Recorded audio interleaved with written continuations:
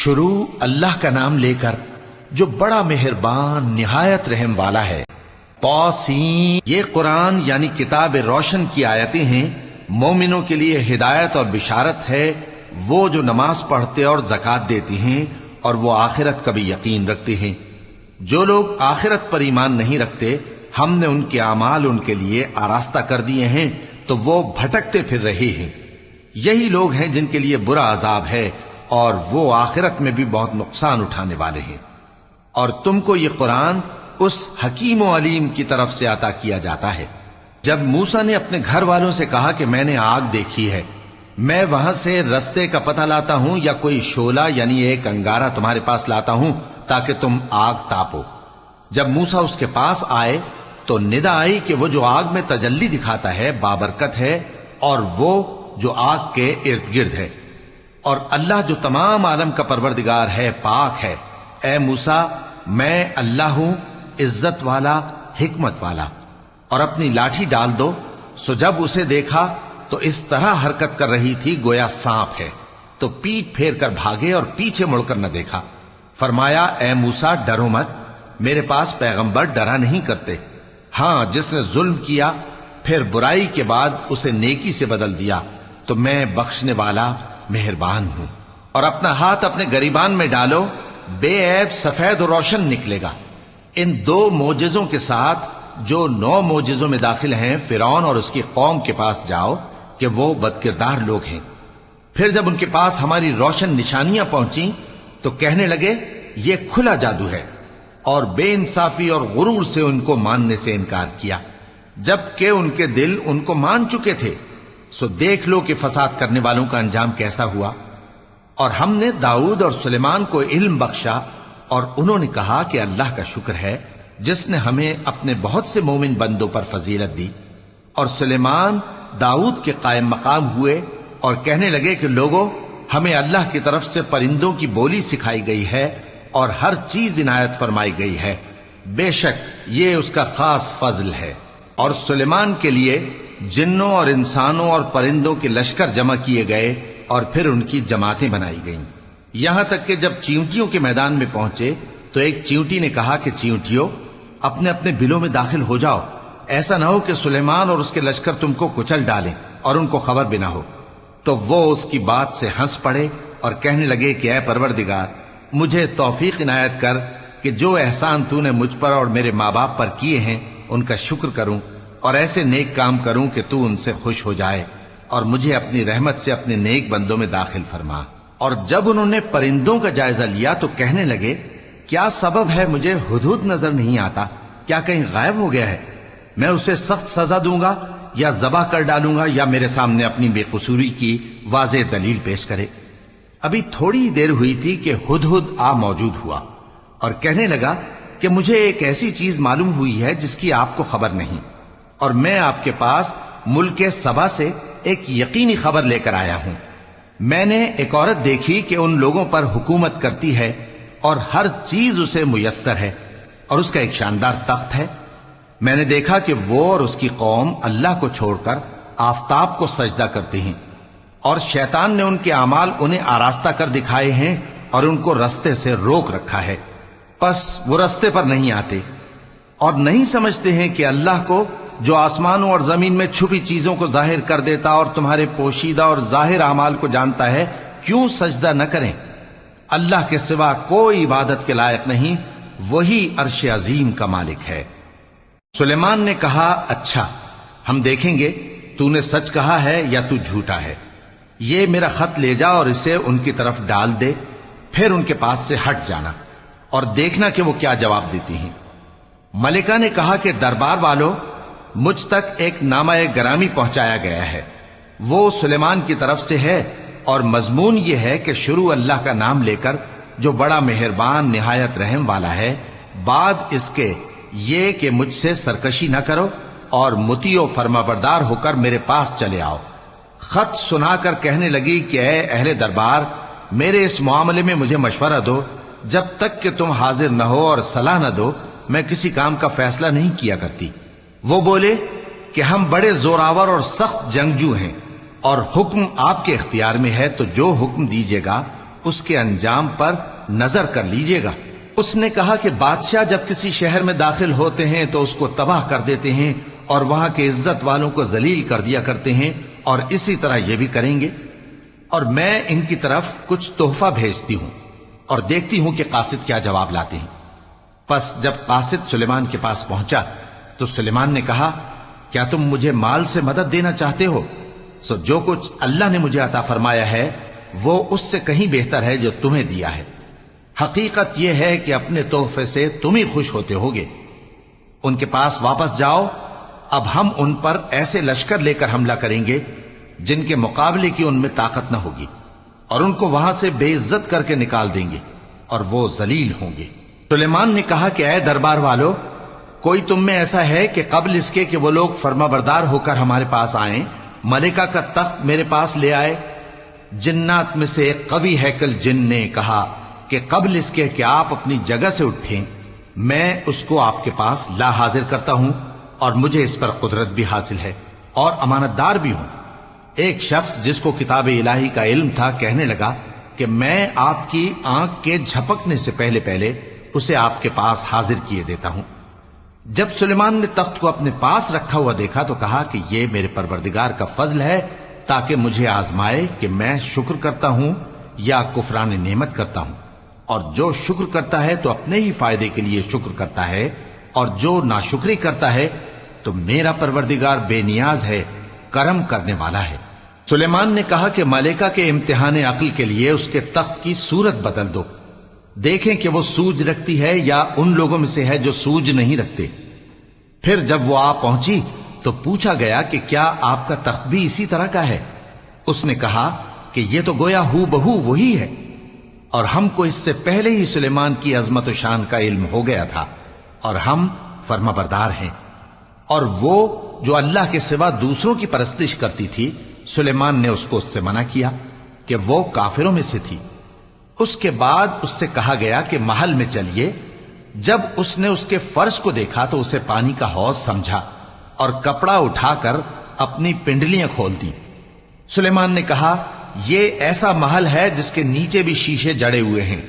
وہ بول اٹھی کہ پروردگار، میں اپنے آپ پر ظلم کرتی رہی تھی، اور اب میں سلیمان کے ساتھ اللہ رب العالمین پر ایمان لاتی ہوں۔ اور ہم نے سمود کی طرف ان کے بھائی صالح کو بھیجا کہ اللہ کی عبادت کرو، تو وہ دو فریق ہو کر آپس میں جھگڑنے لگے۔ صالح نے کہا کہ اے قوم، تم بھلائی سے پہلے برائی کے لیے کیوں جلدی کرتے ہو، اور اللہ سے بخشش کیوں نہیں مانگتے تاکہ تم پر رحم کیا جائے؟ وہ کہنے لگے کہ تم اور تمہارے ساتھی ہمارے لیے برا شگون ہیں۔ صالح نے کہا کہ تمہاری بدشگونی اللہ کے پاس ہے، بلکہ تم ایسے لوگ ہو جن کی آزمائش کی جاتی ہے۔ اور شہر میں 9 شخص تھے جو ملک میں فساد کیا کرتے تھے اور اصلاح سے کام نہیں لیتے تھے۔ کہنے لگے کہ اللہ کی قسم کھاؤ کہ ہم رات کو اس پر اور اس کے گھر والوں پر شبخون ماریں گے، پھر اس کے وارثوں سے کہہ دیں گے کہ ہم تو اس کے گھر والوں کے موقع ہلاکت پر تھے ہی نہیں، اور ہم سچ کہتی ہیں۔ اور وہ ایک چال چلے، اور ہم نے بھی ایک تدبیر کی، اور ان کو کچھ خبر نہ ہوئی۔ تو دیکھ لو کہ ان کی چال کا انجام کیسا ہوا۔ ہم نے ان کو اور ان کی قوم سب کو ہلاک کر ڈالا۔ اب ان کے یہ گھر ان کے ظلم کے سبب تلپٹ پڑے ہیں۔ جو لوگ علم رکھتے ہیں ان کے لیے اس میں نشانی ہے، اور جو لوگ ایمان لائے اور ڈرتے تھے ان کو ہم نے نجات دی۔ اور لوط کو یاد کرو جب انہوں نے اپنی قوم سے کہا کہ تم بے حیائی کے کام کیوں کرتے ہو جبکہ تم دیکھتے ہو؟ کیا تم عورتوں کو چھوڑ کر لذت حاصل کرنے کے لیے مردوں کی طرف مائل ہوتے ہو؟ حقیقت یہ ہے کہ تم احمق لوگ ہو۔ تو ان کی قوم کے لوگ بولے تو یہ بولے، اور اس کے سوا ان کا کچھ جواب نہ تھا کہ لوط کے گھر والوں کو اپنے شہر سے نکال دو، یہ لوگ پاک بننا چاہتے ہیں۔ تو ہم نے ان کو اور ان کے گھر والوں کو نجات دی، مگر ان کی بیوی کہ اس کی نسبت ہم نے مقرر کر رکھا تھا کہ وہ پیچھے رہنے والوں میں ہوگی۔ اور ہم نے ان پر مے برسایا، سو جو مے ان لوگوں پر برسا جن کو متنبع کر دیا گیا تھا برا تھا۔ کہہ دو کہ سب تعریف اللہ ہی کے لیے ہے، اور اس کے ان بندوں پر سلام ہے جس کو اس نے منتخب فرمایا۔ بھلا اللہ بہتر ہے یا وہ جن کو یہ اس کا شریک بناتے ہیں؟ بھلا کس نے آسمانوں اور زمین کو پیدا کیا، اور کس نے تمہارے لیے آسمان سے پانی برسایا؟ پھر ہم نے اس سے سرسبز باغ اگائے، تمہارا کام تو نہ تھا کہ تم ان کے درختوں کو اگاتے، تو کیا اللہ کے ساتھ کوئی اور بھی معبود ہے؟ ہرگز نہیں، بلکہ یہ لوگ رستے سے الگ ہو رہے ہیں۔ بھلا کس نے زمین کو قرارگاہ بنایا اور اس کے بیچ نہریں بنائیں اور اس کے لیے پہاڑ بنائے، اور کس نے دو دریاؤں کے بیچ اوٹ بنائی؟ یہ سب کچھ اللہ نے بنایا، تو کیا اللہ کے ساتھ کوئی اور معبود بھی ہے؟ ہرگز نہیں، بلکہ ان میں اکثر علم نہیں رکھتے۔ بھلا کون بے قرار کی التجا قبول کرتا ہے جب وہ اس سے دعا کرتا ہے، اور کون اس کی تکلیف کو دور کرتا ہے، اور کون تم کو زمین میں اگلوں کا جانشین بناتا ہے؟ یہ سب کچھ اللہ کرتا ہے، تو کیا اللہ کے ساتھ کوئی اور معبود بھی ہے؟ ہرگز نہیں، مگر تم بہت کم غور کرتے ہو۔ بھلا کون تم کو جنگل اور دریا کے اندھیروں میں رستہ بتاتا، اور کون ہواؤں کو اپنی رحمت کے آگے خوشخبری بنا کر بھیجتا ہے؟ یہ سب کچھ اللہ کرتا ہے، تو کیا اللہ کے ساتھ کوئی اور معبود بھی ہے؟ ہرگز نہیں۔ یہ لوگ جو شرک کرتے ہیں، اللہ کی شان اس سے بلند ہے۔ بھلا کون خلقت کو پہلی بار پیدا کرتا پھر اس کو دوبارہ پیدا کرے گا؟ اور کون تم کو آسمان اور زمین سے رزق دیتا ہے؟ یہ سب کچھ اللہ کرتا ہے، تو کیا اللہ کے ساتھ کوئی اور معبود بھی ہے؟ ہرگز نہیں۔ کہہ دو کہ مشرکو، اگر تم سچے ہو تو دلیل پیش کرو۔ کہہ دو کہ جو لوگ آسمانوں اور زمین میں ہیں اللہ کے سوا غیب کی باتیں نہیں جانتے، اور نہ یہ جانتے ہیں کہ کب زندہ کر کے اٹھائے جائیں گے، بلکہ آخرت کے بارے میں ان کا علم ختم ہو چکا ہے، بلکہ یہ اس کی طرف سے شک میں ہیں، بلکہ یہ اس سے اندھے ہو رہے ہیں۔ اور جو لوگ کافر ہیں کہتے ہیں کہ جب ہم اور ہمارے باپ دادا مٹی ہو جائیں گے تو کیا ہم پھر قبروں سے نکالے جائیں گے؟ یہ وعدہ ہم سے اور ہمارے باپ دادا سے پہلے سے ہوتا چلا آیا ہے، کہاں کا اٹھنا اور کیسی قیامت؟ یہ تو صرف پہلے لوگوں کی کہانیاں ہیں۔ کہہ دو کہ ملک میں چلو پھرو، پھر دیکھو کہ گناہگاروں کا انجام کیا ہوا ہے، اور ان کے حال پر غم نہ کرنا، اور نہ ان چالوں سے جو یہ کر رہے ہیں تنگ دل ہونا۔ اور کہتے ہیں کہ اگر تم سچے ہو تو یہ وعدہ کب پورا ہوگا؟ کہہ دو کہ جس عذاب کے لیے تم جلدی کر رہے ہو، شاید اس میں سے کچھ تمہارے نزدیک آ پہنچا ہو، اور تمہارا پروردگار تو لوگوں پر فضل کرنے والا ہے، لیکن ان میں سے اکثر شکر نہیں کرتے۔ اور جو باتیں ان کے سینوں میں پوشیدہ ہوتی ہیں اور جو کام وہ ظاہر کرتے ہیں، تمہارا پروردگار ان سب کو جانتا ہے۔ اور آسمانوں اور زمین میں کوئی پوشیدہ چیز نہیں ہے مگر یہ کہ وہ ایک کتاب روشن میں لکھی ہوئی ہے۔ بے شک یہ قرآن بنی اسرائیل کے سامنے اکثر باتیں جن میں وہ اختلاف کرتے ہیں بیان کر دیتا ہے، اور بے شک یہ مومنوں کے لیے ہدایت اور رحمت ہے۔ تمہارا پروردگار قیامت کے روز ان میں اپنے حکم سے فیصلہ کر دے گا، اور وہ غالب ہے، علم والا ہے۔ تو اللہ پر بھروسہ رکھو، تم تو صاف حق پر ہو۔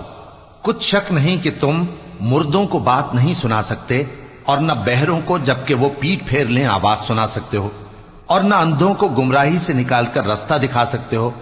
تم تو انہی کو سنا سکتے ہو جو ہماری آیتوں پر ایمان لاتے ہیں، پھر وہ فرما بردار ہو جاتے ہیں۔ اور جب ان کے بارے میں عذاب کا وعدہ پورا ہوگا تو ہم ان کے لیے زمین میں سے ایک جانور نکالیں گے جو ان سے باتیں کرے گا۔ یہ ہم اس لیے کریں گے کہ لوگ ہماری آیتوں پر ایمان نہیں لاتے تھے۔ اور جس روز ہم ہر امت میں سے ایک بڑے گروہ کو جمع کریں گے جو ہماری آیتوں کی تکذیب کرتے تھے، پھر ان کی جماعت بندی کی جائے گی، یہاں تک کہ جب سب آ جائیں گے تو اللہ فرمائے گا کہ کیا تم نے میری آیتوں کو جھٹلا دیا تھا، حالانکہ تم نے اپنے علم سے ان کا احاطہ تو کیا ہی نہ تھا؟ بھلا تم کیا کرتے رہتے تھے؟ اور ان کے ظلم کے سبب ان کے حق میں وعدہ عذاب پورا ہو کر رہے گا تو وہ بول بھی نہ سکیں گے۔ کیا انہوں نے نہیں دیکھا کہ ہم نے رات کو اس لیے بنایا ہے کہ اس میں آرام کریں، اور دن کو روشن بنایا ہے کہ اس میں کام کریں؟ بے شک اس میں مومن لوگوں کے لیے نشانیاں ہیں۔ اور جس روز سور پھونکا جائے گا تو جو لوگ آسمانوں میں اور جو زمین میں ہیں سب گھبرا اٹھیں گے، مگر وہ جسے اللہ چاہے، اور سب اس کے پاس عاجز ہو کر چلے آئیں گے۔ اور تم پہاڑوں کو دیکھتے ہو تو خیال کرتے ہو کہ مضبوط جمے ہوئے ہیں، مگر وہ اس روز اس طرح اڑتے پھریں گے جیسے بادل۔ یہ اللہ کی کاریگری ہے جس نے ہر چیز کو مضبوط بنایا، بے شک وہ تمہارے سب افعال سے باخبر ہے۔ جو شخص نیکی لے کر آئے گا تو اس کے لیے اس سے بہتر بدلہ تیار ہے، اور ایسے لوگ اس روز گھبراہٹ سے بے خوف ہوں گے، اور جو برائی لے کر آئے گا تو ایسے لوگ اوندھے منہ دوزخ میں ڈال دیے جائیں گے۔ تم کو تو انہی اعمال کا بدلہ ملے گا جو تم کرتے رہے ہو۔ کہہ دو مجھ کو یہی ارشاد ہوا ہے کہ اس شہر مکہ کے مالک کی عبادت کروں جس نے اس کو محترم بنایا ہے، اور ہر چیز اسی کی ہے، اور مجھے یہ بھی حکم ہوا ہے کہ میں فرما بردار رہوں، اور یہ بھی کہ قرآن پڑھا کروں۔ اب جو شخص راہ راست اختیار کرتا ہے تو اپنے ہی فائدے کے لیے اختیار کرتا ہے، اور جو گمراہ رہتا ہے تو کہہ دو کہ میں تو صرف خبردار کرنے والا ہوں۔ اور کہو کہ اللہ کا شکر ہے وہ تم کو عنقریب اپنی نشانیاں دکھائے گا تو تم ان کو پہچان لو گے، اور جو کام تم کرتے ہو تمہارا پروردگار ان سے بے خبر نہیں ہے۔